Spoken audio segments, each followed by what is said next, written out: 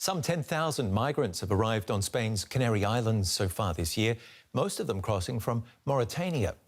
Last week, the European Union and Spain pledged €210 million to help Mauritania clamp down on smugglers and to deter the migrant boats.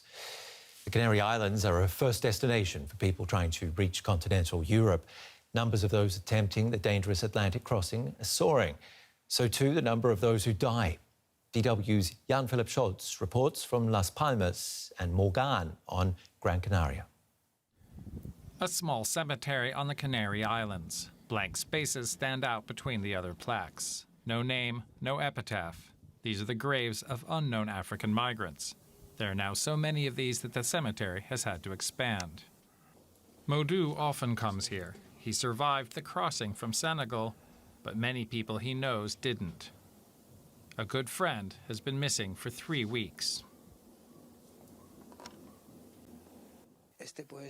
This could be him or anyone else around me who has died.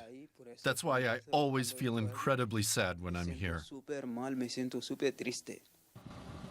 The number of migrants who've made it to the Canaries is at an all-time high, but so too is the number of those who've died attempting the crossing. Few carry any documents, so identifying them is difficult. The EU requires all recovered bodies to be identified and properly buried, but in reality this rarely happens. Raico Guerra manages the cemetery in this small community. He feels abandoned by his government. He says he gets no help in giving the migrants a dignified burial. Just a number, put in that box, finish. When we take the phone and call to Madrid or to the superior governments, they always say, don't worry, we'll see, don't worry, we'll see, but we don't have any solution. There are only a few experts on the island who can help identify the many dead. Javier Tapia is a pathologist. He and his team gather DNA samples, dental analyses, and photos of the deceased. Their final report is often as far as they get. Tapia says the past months have been exceptionally hard. The worst are the autopsies of small children. This is really difficult to process emotionally. You feel terrible, and you just want to cry for a day or two. It's actually quite traumatic to be confronted with all that. Modou continues to search for more information about his missing friend. His relatives in Senegal keep asking him for news via WhatsApp. They've given up hope of getting information through official channels.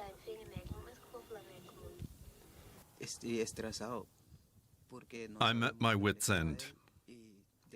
His wife and his young daughter are waiting for news. And I don't know who to turn to.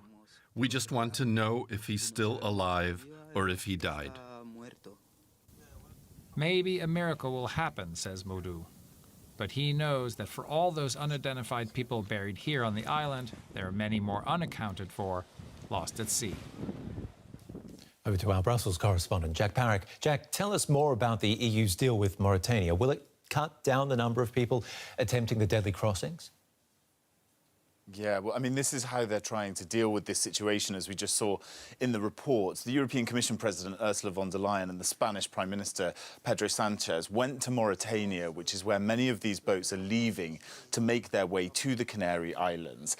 And basically what they offered was money, €250 million, essentially, 40 million of that to try and help the Mauritanians deal with their border with Mali, where there's an ongoing conflict and many terrorist activity across that border, and €210 million to try and get the Mauritanians essentially to keep the migrants in Mauritania and try and prevent them from boarding boats on the coast to make that dangerous journey, increasingly dangerous journey towards the Canary Islands, as we've seen in the report, how devastating that is for so many people.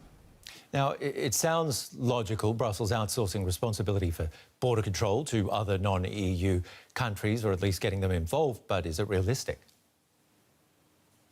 Yeah, I mean, this is the big question, and this is really the thinking in Brussels at the moment, it seems, to try and sign deals, financial deals, to support third countries in North Africa and different parts of the Middle East as well, to try and keep people there. We saw it, for instance, with Tunisia, where they signed a multi-million euro deal last year. Interestingly, though, we saw the Tunisian government, that was the key route in the latter part of last year. We saw the Tunisian government transfer 60 million euros back into the account of the European Union Commission. They saw that money as derisory. They didn't want the charity of the European Union. So it's a really complicated position for the EU at the moment. We're also seeing countries like Italy have agreed with Albania, for instance, to set up migration processing centres in Albania, which is outside of the European Union, in order to try and get people to go there rather than to stay in Italy. So the situation at the moment is very clear,